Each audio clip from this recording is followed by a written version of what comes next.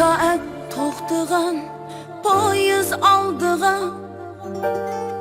bir ucum yeshimni ilib chiqmadim. Qo'limda qilich bor sana saplagan, yandırıp bag'rimga yo bir tiqmadim. Men seni hajabmu sig'indim jinim, lebimni tishladim qanab ketgida.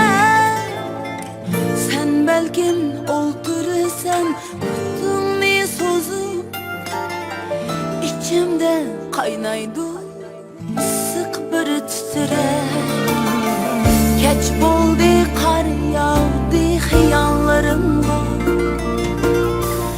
aydındek parladı, nurlandı etraf. Uyandım üzümce kılıklarımdı, çiçimni taradım sanıla atab. Uyandım üzümce kılıklarımdı, çiçimni taradım sanıla atab.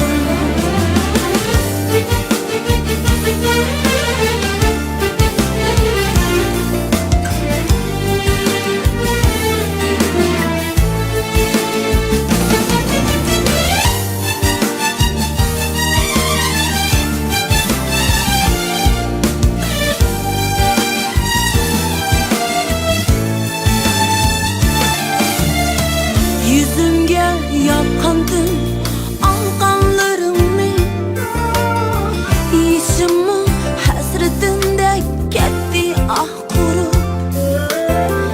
Daraxtlarning shoxlari qarislab so'ndi, qar mo'mayga aylandi bag'rimda turib. Qahrimdan qo'mushlar qushqa aylandi, tikanlar surildi yo'lning bo'yiga.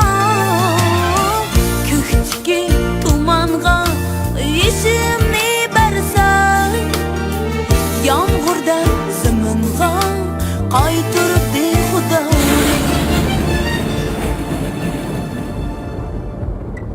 Avaylab siladim putingni birdam, yilqi naqshini g'ingshib o'qig'ach, besh yipliq tikilgan yori ig'izi ko'rindi ko'zimga bo'lib qarlag'ach. Sezdim men teptimda tiniqlaringni, cho'llardan o't bo'lib kelmekti Mecnun. Leylining derdini anladı kecha, beg'imdan kul bo'lib yo'qoldi quzg'un. Baharning hidiga ko'mildi jahon, cho'lg'an sochlarim buraydi yolg'iz. Jar salom hayotda oxirgi qidim, men amdi bir umr emasman yolg'iz.